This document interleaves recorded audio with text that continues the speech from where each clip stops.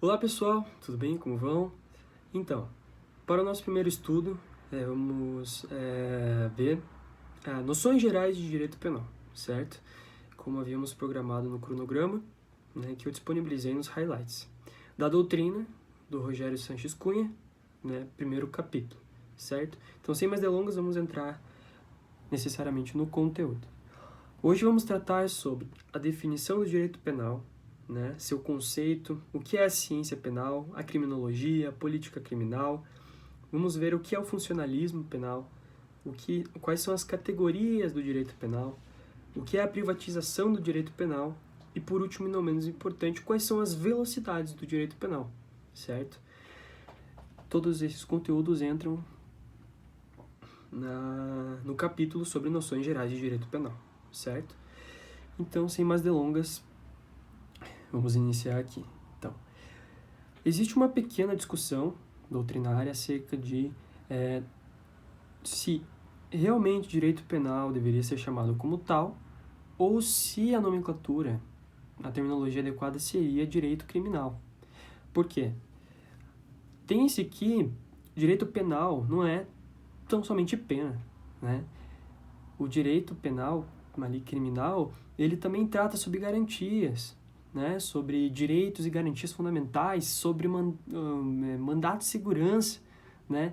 Então, por isso, parte minoritária da doutrina critica a terminologia de direito penal, né? Recepcionando um pouco melhor de direito criminal. Direito criminal, a terminologia é mais utilizada em países anglo-saxões, enquanto a nomenclatura de direito penal é mais usada em países ocidentais, certo? A nossa Constituição Federal, no seu artigo 62, parágrafo 1, inciso 1, a linha B, se refere a direito penal, né? Então, é mais uma questão de detalhe, né? Tem uma discussão, mas a doutrina majoritária reconhece e recebe bem a terminologia de direito penal, certo? Então, essa é uma questão mais de detalhe. Entrando agora na questão das definições, nós temos 3 tipos de definições para direito penal, né? Sobre o aspecto formal estático, sobre o aspecto material e sobre o aspecto sociológico ou dinâmico. O último, né, aspecto ele é mais importante, mais cobrado, mas os 3 são relevantes, então eu vou passar pelos 3, certo? Então, sobre o aspecto formal ou estático, nós temos aqui um conjunto de normas, né, que qualifica os comportamentos como infrações penais, seja crime ou contravenção penal, né, definindo quais são os agentes e fixando as sanções, né, seja pena, né, ou seja mandado de segurança. Né? Então, aqui nós temos um conjunto de normas que qualifica comportamentos, né, como infrações penais, né, definindo quais são os agentes e quais são as sanções penais cabíveis. Perfeito? Já do aspecto material, nós temos aqui comportamentos, né, que são considerados altamente reprováveis e danosos à sociedade, né, que afetam o organismo social, que afetam o bem jurídico, certo? Então, diferentemente do aspecto formal, né, que se atenta ao conjunto de normas, a gente tem aqui no aspecto material uma análise de comportamentos que são altamente reprováveis ou danosos e que afetam o organismo social, o bem jurídico, os bens jurídicos tutelados, né? E por último temos o aspecto sociológico ou dinâmico, né? O direito penal nesse caso ele é um instrumento de controle social de comportamentos desviados, né? Visando assegurar a disciplina, né, social, bem como a convivência harmônica dos membros dos grupos, certo? Nesse sentido, a gente busca por uma manutenção da paz social, né, impondo diretrizes que impõem ou proíbem, né, comportamentos, né? Então, aí que surge esse poder, dever do Estado de aplicar as sanções, né? Algumas condutas elas acabam atentando de forma relevante, intolerável, né, sobre alguns bens jurídicos. Então, o Estado, nesse sentido, ele acaba tomando uma reação mais severa, se espera uma reação mais severa do Estado. em razão dessas condutas que atentam drasticamente, gravemente, né, bens jurídicos importantíssimos tutelados, né, que garantem a paz social, que garantem a tranquilidade da sociedade no geral, certo?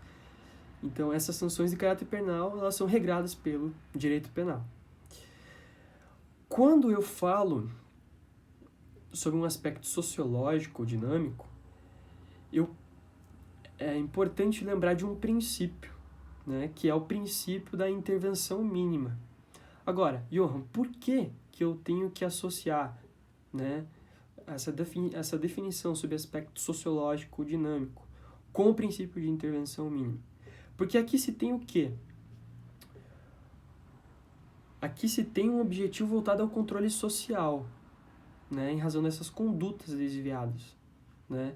Então, você tem aqui o direito penal, juntamente com outros ramos do direito, buscando pelo mesmo objetivo, que é o controle social, certo? O direito penal é a última ratio, é a última instância, certo?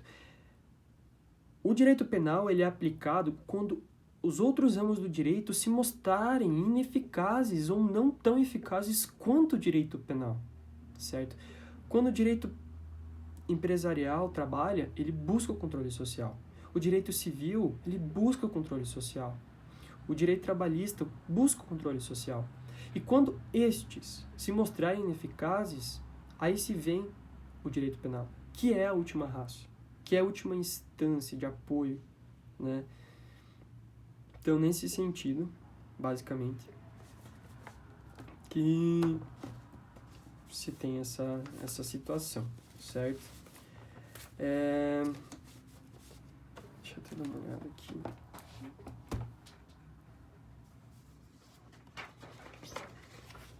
Tá, tudo bem. Tá, perfeito. Agora, continuando, nós já vimos a questão da definição, certo? Encerrada a questão da definição, a gente já parte para o que seria necessariamente a definição do direito penal no contexto geral. Então, a definição do direito penal é o seguinte: é um conjunto de normas, certo? Com a missão de elevar certos comportamentos humanos à categoria de infrações penais, combinando sanções àqueles que os praticam, sendo natural a existência de uma ciência apta a organizar métodos de interpretação e correta aplicação dessas mesmas normas jurídicas, certo? Então aqui nós temos um conjunto de normas com a missão de, vendo essas condutas, esses desvios de condutas e tal, estipularem infrações penais, combinando sanções àqueles que praticam essas condutas criminosas, certo? Agora, o que é a ciência do direito penal, né? Aqui na ciência do direito penal, a gente tem que ter em mente que ela não se limita, de forma pura e simples, a abstrair da norma o seu significado. A ciência do direito penal não é tão somente extrair da norma o seu significado, né? Ela ia aplicando, dessa forma, uma aplicação abstrata. Aqui, deve-se analisar de uma forma mais abrangente a norma, né? Dando atenção às manifestações sociais da conduta criminosa e às condições pessoais daquele que a pratica. Um exemplo claro disso é o sistema trifásico da pena, no artigo 59, quando ele trata sobre os critérios, né, de avaliação do agente, né, no cálculo da pena. Né? E exemplo disso, por exemplo, é a análise dos antecedentes, da culpabilidade, da conduta social do agente, personalidade do agente, os motivos, circunstâncias, consequências do crime, comportamento da vítima, né? Então é nesse sentido que a ciência, o direito penal trabalha, tudo bem? Então tem que ser feita na análise da substância do crime e as suas especialidades. Logo, cada caso concreto carrega características únicas, especiais, portanto devem ser tratadas com atenção, ok? Certo. Agora, vendo mais um conceito, que é o conceito da criminologia, tudo bem?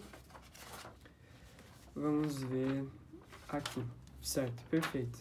Então, a criminologia, ela é diferente, certo? Do direito penal, certo? E da ciência do direito penal, certo?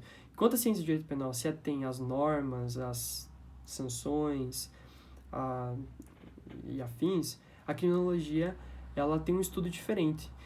A criminologia, ela tem um enfoque voltado a estudar os agentes, né, do crime. A criminologia, ela estuda o crime em si, os agentes, a vítima, o criminoso, o delinquente, né, e as consequências que esse determinado fato concreto tem com relação à sociedade, certo? A criminologia é uma ciência empírica, então é um fato que se apoia somente em experiências vividas, na observação de coisas, né, e não em teorias e métodos científicos, como é a ciência do direito penal. É um conhecimento adquirido durante toda a vida, no dia a dia, que não tem comprovação científica necessariamente falando. Muitas vezes é superficial, sensitiva e subjetiva, né? E caracteriza-se pelo senso comum. E né, na criminologia que nós temos sugestões ao legislador, né? O legislador, né, se valendo de sugestões obtidas pelo estudo da criminologia, que ele pensa nas políticas penais, nas políticas de legislação penal, porque o estudo da criminologia realmente gira em torno disso, certo? Então, é uma ciência causal explicativa, né? É o delito enquanto fato, né, perquirindo suas origens, as suas razões de existência, os contornos e formas de historização. Né? Então, a criminologia estuda o crime, o criminoso, a vítima, as consequências que tem com relação à sociedade, certo? Então, a criminologia ela abarca aspectos biosociológicos, que é uma questão aqui que não necessariamente precisamos entrar, tudo bem? Já a política criminal, então que fique claro, nós vimos aqui a ciência do direito penal, definição do direito penal, criminologia, e agora vamos para o que é política criminal, tudo bem? Então, política criminal, ela compõe estratégias e meios de controle social da criminalidade, tendo posição de vanguarda em relação ao direito vigente, sugerindo e orientando reformas à legislação positivada. Então, a política criminal, como eu havia dito antes, ela se vale do que a criminologia conclui também para realizar as suas reformas, edições legislativas criminais, penais, né? Então, aqui temos, por exemplo, na criminologia, que o quê? Na criminologia, a gente não se preocupa com o conteúdo normativo, né? Quem se preocupa com o conteúdo normativo é a política criminal, é o direito penal, é a ciência do direito penal, né? Então, a criminologia não se preocupa com o conteúdo normativo, com a lei como ela se aplica. A criminologia se preocupa em estudar o crime, a vítima, o criminoso e as suas consequências na sociedade, né? Não se preocupa com as normas, com as leis, como são aplicadas, como são elaboradas, porque isso é coisa de política criminal, isso é coisa de direito penal, ciência penal, certo? Então, a criminologia ela estuda o ser, o delinquente, a vítima e o controle social, certo? Não tendo similaridades com a política criminal ou a ciência do direito penal, né? Analisa os fatos praticados, suas consequências, buscando entender os fatores formadores do complexo criminal. Então, não se atém à imputação da pena, né? E a situação derivada desta imputação. Isso cabe ao direito penal e à política criminal, certo? Então, finalizado o item 2, certo? Que era sobre o que era direito penal, ciência penal, criminologia e política criminal, nós partimos para o conceito do funcionalismo, certo? Então, no funcionalismo, a gente tem o quê? Algo que visa analisar a real função do direito penal, sendo que não existe bem um consenso doutrinário, tá? Então, temos um funcionalismo teleológico e um funcionalismo sistêmico, né? O teleológico, que foi elaborado primeiramente ali por Klaus Roxel, né? Que é o de assegurar bens jurídicos, enquanto o funcionalismo sistêmico, o radical, é assegurar o império da norma. Então, no sistêmico, nós temos um pós-crime, enquanto no teleológico nós temos um pré-crime. Né? No pré-crime, que é o teleológico, ele quer assegurar, né, esses bens jurídicos. Enquanto o sistêmico, ele quer assegurar o império da norma. Então, para assegurar o império da norma, após o crime. Então, nessa teoria, né, do funcionalismo sistêmico, que foi elaborado por Jacobs, nós temos que quem viola a norma penal não pode ser tratado como cidadão, né, mas como inimigo. E diante disso, que nós vemos surgir o direito penal do inimigo, né, que ele, nesse caso, ele trata o cidadão, né, no caso o cidadão delinquente, como um sujeito que perde a qualidade de cidadão em razão do cometimento de um crime, né? Então esse cidadão ele acaba perdendo seus direitos, ele acaba perdendo seus deveres em razão de ter atentado para com a sociedade, né? E nesse sentido ele acaba sofrendo uma prejudicação nos seus direitos e garantias fundamentais, né? Sofrendo coação, né? Sofrendo repressão dura do Estado, porque este o considera como um não cidadão, em razão da conduta que cometeu, em razão do crime que cometeu contra a sociedade, contra a paz social, certo? No Brasil já se aplica outra ideia, que é proveniente de um pensador chamado Birnbaum. Né? O direito penal ele é composto por duas missões, sendo uma imediata e outra imediata. A missão imediata, ela trata de um controle social do Estado, né, diante dos crimes e a limitação do poder punitivo estatal. Então, nós temos o que é aqui nessa missão imediata? O controle social, para que sejam controlados os crimes, e temos uma limitação do poder punitivo estatal, que é o que? É o princípio da intervenção mínima do Estado. Né? O Estado tem poder, o Estado tem o dever de punir, né? Porque é um poder exclusivo do Estado punir, né? Não existe punição privada, mas sim punição estatal, né? Esse é o sistema democrático, né? Esse é o sistema juspudiendi que existe, é o Estado que pune, né? É o Estado que pune, contudo o Estado tem um limite, né? Para fazer essa punição. E essa limitação, ela se demonstra em várias situações. E uma segunda missão, que é imediata, que é assegurar os bens jurídicos, certo? Então, nós temos uma missão de assegurar bens jurídicos e uma outra missão, que é o de controle social e a limitação do poder punitivo estatal, né? Então, essa seleção de bens jurídicos tutelados, ela deve ter como norte a Constituição Federal, né? Porque a Constituição Federal é a base de toda e qualquer legislação, de toda e qualquer lei, de todo e qualquer código que vier a existir. Né? E essa seleção de bens tem um duplo papel, que é essa seleção de bens jurídicos por meio da Constituição Federal, ela tem um duplo papel. Né? Que qual é? Orientar o legislador. Então a Constituição Federal ela orienta o legislador, né, para fazer suas leis, editar suas leis. E uma segunda função que é de qual? De recepcionar essas novas leis de forma que haja compatibilidade com o que está na Carta Magna, na Constituição Federal.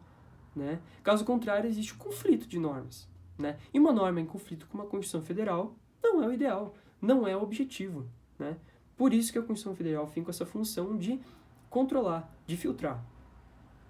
Certo?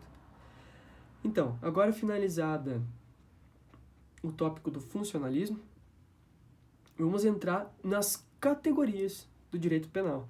Então, as categorias, elas são diversas. Existem muitas categorias no direito penal. Para vocês terem uma ideia, pelo menos, temos direito penal substantivo, direito penal adjetivo, direito penal objetivo, direito penal subjetivo, direito penal de emergência, promocional, simbólico, de intervenção. Então são várias categorias de direito penal. Em razão disso, eu vou dar ênfase a 3, que são as mais importantes, na minha opinião. Eu vou disponibilizar o material, então vocês vão poder ler sobre essas outras categorias. Contudo, eu vou dar maior ênfase a essas 3 primeiras. Essas 3 que eu acabei de citar, que é direito penal de emergência, direito penal promocional e direito penal simbólico. Ok? Então, partindo para esses 3 em específico que eu acabei de citar, vamos lá. Certo. Então, entrando aqui no direito penal de emergência, nós temos o quê? O direito penal de emergência, ele existe e é movido por uma questão de insegurança presente na sociedade, né? Em razão dessa insegurança momentânea que existe na sociedade, criam-se normas de repressão, né, afastando-se algumas vezes do caráter subsidiário e fragmentário da norma penal, assumindo um caráter punitivista, né, ignorando algumas garantias do cidadão, certo? Então, o legislador ele acaba, porventura, pensando tão somente na opinião pública, porque, como eu falei antes, esse direito penal de emergência ele é movido por uma insegurança, tá? Uma insegurança presente na sociedade naquele momento. Então, o legislador acaba editando uma norma para entregar à sociedade uma pseudo-segurança, uma segurança momentânea, mas que ela, na realidade, não vai ser entregue de fato. Então, o legislador acaba, às vezes, em razão da opinião pública, ignorando alguns direitos e garantias fundamentais. Naquele calor do momento, editando uma norma, né, achando que vai abafar um pouco aquela insegurança, aquele medo geral, né, comovido na sociedade. Né? É uma tentativa de devolver, de forma ilusória, aquela sensação de tranquilidade. Né? Então, é mais uma função meramente representativa essa edição de normas. Né? Não realmente resolve algum problema. Por exemplo, a lei dos crimes hediondos. Né? Aqui nós temos que o momento histórico em que foi editada essa lei era um momento em que existiam muitos crimes contra o patrimônio, né, crimes de extorsão mediante sequestro. E quando foi feita a edição, nós temos na prática que a criminalização, em razão desses crimes, ela pode, de certa forma, violar, sim, alguns direitos e garantias fundamentais. Pode, sim. Então, esse caso em específico poderia, né, ser um exemplo de direito penal de emergência. Um outro exemplo seria o pacote anticrime, num pedaço, numa parte, que fala que, dependendo do crime, o sujeito, para ter progressão de pena, precisa cumprir 70% dela. 70% de uma pena para se ter progressão de regime. Então, aqui quase que se reinstituiu um regime integral de cumprimento de pena, em regime fechado. Então, aqui nós temos, de certa forma, algo que se aproxima de um regime inteiramente fechado. Né? 70% de pena, tá? Em regime fechado, para que se possa haver progressão para outro regime. Então, seria um exemplo de direito penal de emergência. Agora, já o direito penal promocional, que também é chamado de político ou demagogo, eu prefiro político porque parece um termo mais lógico para mim, que é o seguinte: o Estado, né, em razão desse direito penal promocional ou político, ele busca atingir objetivos políticos, né? Então, garantindo a satisfação desses interesses particulares políticos. Então, essas leis penais, elas acabam sendo usadas como instrumento de satisfazer essa vontade política. É quando a lei ela é utilizada como ferramenta de transformação social, certo? E a lei penal ela não pode ser usada como meio, como ferramenta de transformação social. Exemplo claro disso é que, até 2009, a mendicância era considerada infração penal, certo? A mendicância era considerada infração penal. O Estado não pode se valer, né, de uma lei penal para melhorar a situação, né, de precariedade, né, que existe no nosso país, no Brasil, né? O problema da precariedade teve que ser resolvido com ações sociais, com projetos, com atividades do governo, mas não com uma penalização, né? Não com uma proibição, certo? Não se impede, não se melhora a situação de precariedade instituindo uma infração penal para aquele que mendiga. Não faz sentido. Então, até 2009, tínhamos isso, era uma realidade, né? Então, não se tem transformação social com uma lei penal. Não é esse o objetivo da norma penal. Então, esse seria um exemplo de direito penal promocional, ou político, e demagogo. Usem o termo que quiserem. Eu prefiro político, tá? Acho mais adequado. E o direito penal simbólico, certo? O direito penal simbólico, ele consiste na utilização do direito penal como um instrumento demagógico, né? Por meio do qual são aprovadas leis mais severas, normalmente após fatos que causam comoção geral, não só em razão da sua gravidade intrínseca, mas também na massiva divulgação pela imprensa, mas que na prática acabam sendo inócuas, porque o sistema penal como um todo é incapaz de lidar de forma eficaz com a crescente criminalidade. Então aqui nós temos uma norma que, em razão de um momento específico, de comoção geral, né, de um fato que é visto publicamente, que tem visibilidade pública enorme, que acaba gerando comoção e que acaba sendo alvo de uma edição legislativa muito rápida, né, mas que tem valor simbólico, porque na prática em si acaba se tornando às vezes ineficaz, certo? Exemplo disso é a Lei Maria da Penha, nos artigos 10, 11 e 12, né? Nesses artigos, a Polícia Civil ela é tratada como um porto seguro da vítima, da mulher, né? Da vítima ali de violência doméstica ou familiar, né? Que a Polícia Civil busca a mulher na sua residência, leva para a delegacia, enfim. Na leitura dos dispositivos vocês conseguem ver exatamente o que acontece ali. Então, a teoria é muito bonita, a lei da Maria da Penha é muito bem desenvolvida. A lei é muito boa, mas na prática nós não temos isso. A Polícia Civil, não existe um aparato legal para a Polícia Civil para que ela realize tudo o que está disposto na Lei Maria da Penha, né?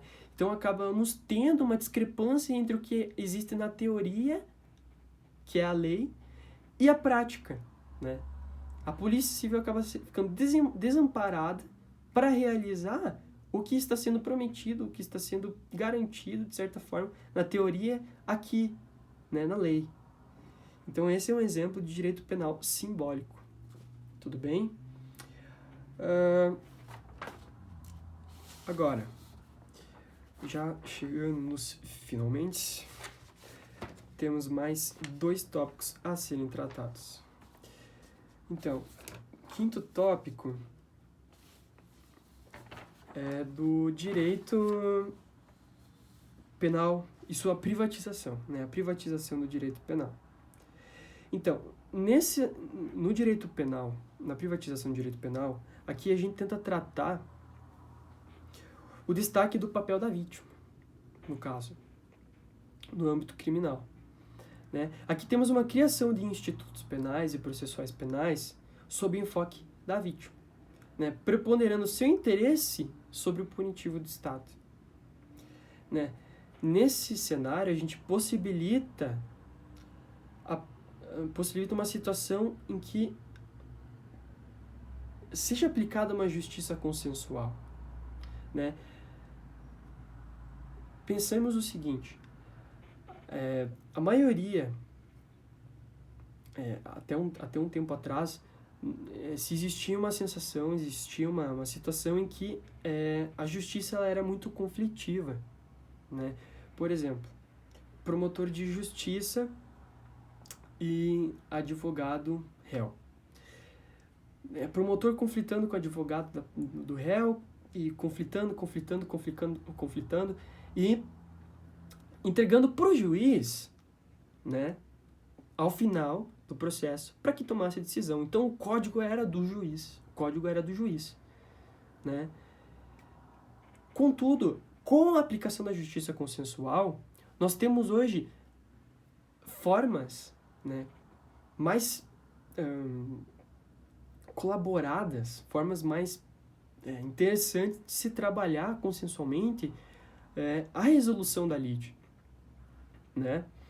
E o pacote anticrime é um exemplo disso, que veio para ajudar, né, nessa exclusão, ou pelo menos afastamento da justiça conflitiva, para que se aplique uma justiça consensual, uma justiça mais amigável, de certa forma, certo? Então, essa reassunção pelas partes do poder sobre as decisões a serem tomadas após a prática do delito, né? Então, pode ser tradicionalmente usurpado pelo Estado, né? Então, como posso falar? Então, seria uma terceira via, né? Quebrando essa dualidade da função da pena, né? Até então restrita à retribuição e prevenção, incluindo a reparação como nova possibilidade. Quando eu falo, eu me refiro aqui a uma pena restrita à retribuição e prevenção, porque o caráter da pena, em teoria, em regra, é retribuir o mal realizado à vítima e a prevenção, né, retirando aquele indivíduo delinquente da sociedade e penalizando ele, deixando ele recluso, porque ele demonstra perigo à sociedade, à paz social, né? Mas, além da retribuição e prevenção, aqui nós incluímos a reparação, né? Então, para muitos crimes, né, nós temos como condição a reparação à vítima, né? A reparação pecuniária, a reparação do dano, nas situações em que isso é possível, certo? Né? Antigamente se tinha uma ideia que, independentemente da reparação ou não, ele seria punido, né? Então, por exemplo, um furto. Furto é realizado, não há reparação e o sujeito é punido. Já hoje, numa justiça consensual, ao furto, há reparação da vítima, em razão do furto, e alguma coisa pode ser feita, né, pelo réu, pelo delinquente, quem cometeu esse crime, certo? Então, alguns exemplos disso, né, é a transação penal, né, a suspensão condicional do processo, a colaboração premiada, o acordo de não persecução penal, né, que, né, em razão desses acordos, desses ajustes, podemos receber aí uma justiça mais célere, mais rápida, né, que mais consensual, né? Isso dinamiza o processo, né? Isso tira aquele peso das costas do judiciário, que é isso que ele precisa muitas vezes, né? Para que ele seja mais dinâmico, para que ele seja mais rápido, para que ele flua de forma mais adequada, né? A máquina estatal ela é muito pesada, né? A máquina estatal é muito pesada. Então, finalizando esse tópico, temos o último tópico, que são as velocidades do direito penal, certo? Que foi idealizado por Jesus Maria Silva Sanches, né? Então, as velocidades do direito penal é o que? É o tempo que o Estado leva para punir o autor de uma infração penal, mais ou menos grave. Então, como primeira velocidade, temos as infrações penais mais graves, em que cabem pena privativa de liberdade, com um procedimento mais demorado. E por que mais demorado? Porque se deve, durante o processo, garantir todos os direitos, né, garantias fundamentais do indivíduo, certo? Então, por isso, a primeira velocidade. A segunda velocidade, que ela relativiza, flexibiliza um pouco esses direitos e garantias fundamentais, fazendo com que a punição seja mais célere. Então, nesse caso, temos uma sanção que não é privativa de liberdade, uma pena alternativa, certo? E a terceira velocidade, que é a punição do criminoso com pena privativa de liberdade, que é a primeira velocidade, permitindo para alguns crimes, geralmente mais graves, a flexibilização ou eliminação de direitos e garantias constitucionais, que é a segunda velocidade, caminhando para uma punição mais rápida. Então, meio a tudo isso, vale ressaltar que revisamos o quê? A definição de direito penal, a ciência penal, a ciência de direito penal, criminologia, política criminal, que é o funcionalismo, quais são as características, as categorias do direito penal. Nós falamos sobre 3, existem várias, como já havia dito antes. Eu vou disponibilizar o meu estudo que tem todas as categorias explicadas. A privatização do direito penal e as velocidades do direito penal. Eu fico aqui, fico à disposição para dúvidas, tá? Essa parte introdutória de direito penal é cobrada em concursos públicos. Não é muito bem a parte mais interessante do estudo, né, obviamente, mas é necessária. Então, por mais que não seja tão interessante o estudo, é necessário que seja visto, né? Então, de acordo com o cronograma, nossa segunda aula, que vai ser na semana que vem, né? Dia 13, nós vamos tratar sobre a evolução histórica do direito penal, certo? Eu vou estar disponibilizando algumas questões sobre esse conteúdo visto, certo? No próprio estudo vocês vão ter um melhor direcionamento sobre o que foi visto aqui. E eu acredito que vai ser o suficiente, certo? Então, muito obrigado pela atenção de todos. Espero que tenham gostado desse estudo. Me deem feedbacks, por favor. Me escrevam, digam se gostaram ou não gostaram, se há algo que eu posso trazer diferente. Estou disposto a fazer mudanças, se necessário. Tudo em prol do estudo do pessoal, certo? Então, muito obrigado a todos e até semana que vem. Grande abraço.